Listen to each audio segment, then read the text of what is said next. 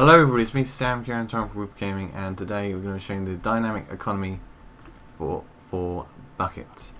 Now this is a plugin that will allow you to have an economy wherever you are, where the prices are always changing dependent on supply and demand. So this uses a lot of economics, and the prices will change depending on how much people want it or how much people are selling it for. So the first command is DynamicEconomy, so DynamicEconomy, and this will just show you the commands. So the one command is price the item. So let's have, I don't know, what should we have? Stone. Yeah, I go for stone. The type. So this will be either sell, buy. So let's say we're gonna buy stone, and then we'll say buy 2. So it says the price of stone is 0.52 cents. It will tell you the description, how much of it is in stock, and then how much it will cost you with the tax and stuff. So you can define stuff like tax in the config and whatnot. One thing to note, this plugin does use Volt, and so it will work with any economy system. We're using iConomy, and that's why you can see the $52 there. So that's that. So that's how you see a price on an item. We can also set the price of a given item. So let's do set price the item, so stone, and then the actual price. So at the moment stone is 52 cents. Let's change it to 60 cents. So if you do price the item, so stone to buy, and there you can see the price of stone is now 0.61 cents. It'll tell you how much this is in stock and how much it will cost you to buy the amount you specified. So that's how you set the price. We can also do is set the ceiling and floor. Now this is the maximum price of an item and the minimum price of an item. So basically, because the prices fluctuate and whatnot, it is possible that a price of an item might be so high that players can no longer buy it, for instance. So you can set a ceiling on the price, and the way you do that is doing set ceiling the item, so let's say stone, and let's have the price, so let's say 20.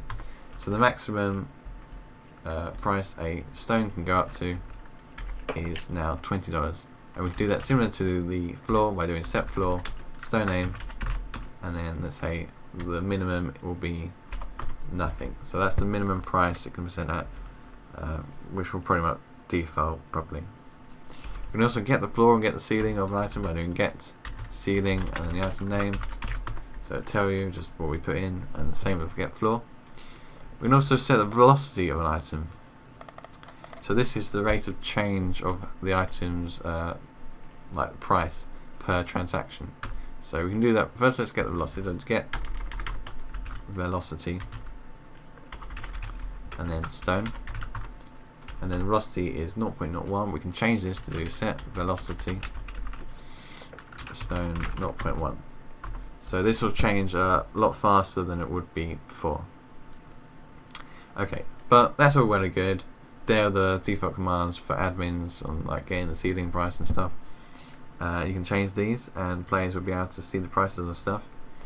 What we can do as well is buy them. So this is the player command. So buy the item, so stone, and let's have the amount. So let's have like 5. So there you go. I haven't even bought it yet, but Torrent, you must have bought some stone. I did just buy someone. It says you bought 1 of stone, 0% tax, $0.6 total.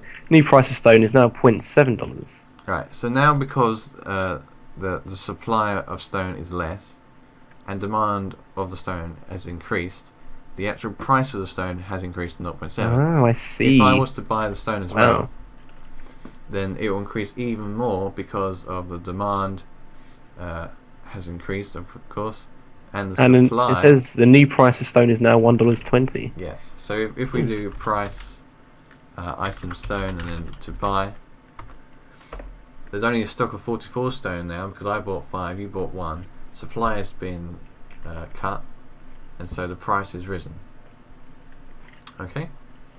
I can also sell items a similar way by doing sell the item name, so stone, and then the amount, so 5. And this will decrease it because now there's more supply of stone for the actual the shop, and so what it's done is the price has decreased because the supply has increased. So what you could actually do is like take a look at these. If you can see that the price of stone is very, very high, for instance, the stock is not very low, players could like, oh, let's get some stone, we'll sell it that to the shop because we know we can get a good price for it. And it has a whole new element to the economy system in your Minecraft server. What you can also do is stock, and this will just tell you whether or not stock is enabled. Is stock, and it tells you so stock is turned on. And you can also do is boundaries. So these are the ceiling and floor prices, whether or not you can actually turn these off in the config.yml as well. So stock and boundaries you can turn off in the config.yml. We'll also add stock to it. So for instance, there's only about 50 stone. We can add some more, so add stock stone and then the amount, so let's have 200, and it now adds 200 stone blocks to the stone stock. So we do price stone to buy, and there you go, the stock is now 250. We can also remove stock a similar way by doing remove stock, the item name, and then the amount. Last command is the get durability. So this will find the durability of items you got in your hand. So I need to give myself wood axe. Let's just get rid of some of the durability of some of it. Right. Completely using an axe, not for what an axe is intended for. Yeah, I know. So hopefully this will work. Get durability, and it'll tell you the durability of your item. So it's 96.61%. So I have 57 uses left out of possible 59 because I used it twice. And you can also do this with get durability helmet, chest plate, leggings, and boots. If you're wearing like a helmet or something, then it will obviously show you the durability of the helmet you're wearing.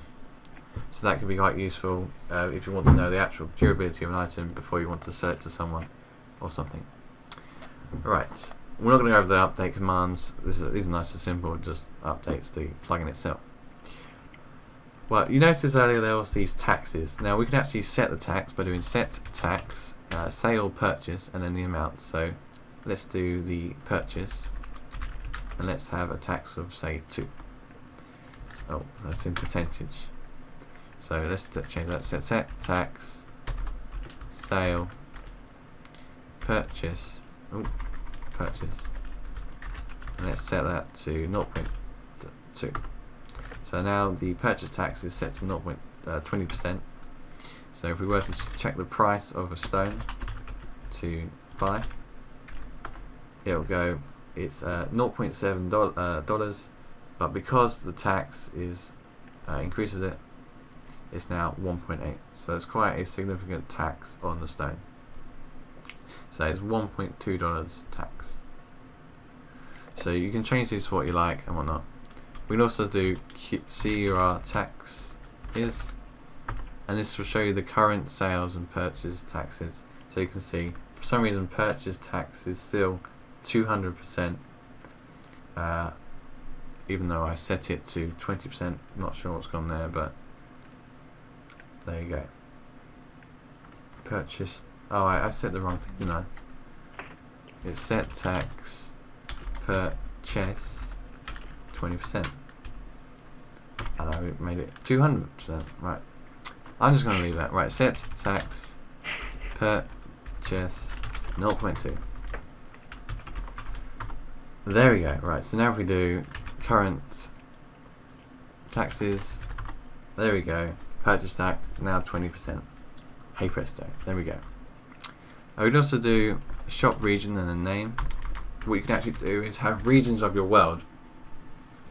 which are sort of like a region where economy can be done. So this is where you would go to sell your items. We can do shop region and then the name of it. So let's say 1. We haven't selected the region. We're going to need a wooden shovel.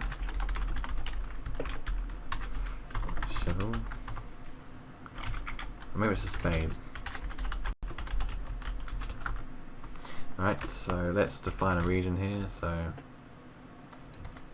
we'll have this little hole here. Shall we have this hole? Let's yeah, why not? point here. And we'll have a point here. So anyway, here really. It's not great, but there you go. Right, so now you left click and right click to choose the points, and then you do shop region and then the name. So that's what. So now we've created the shop region 1. Okay.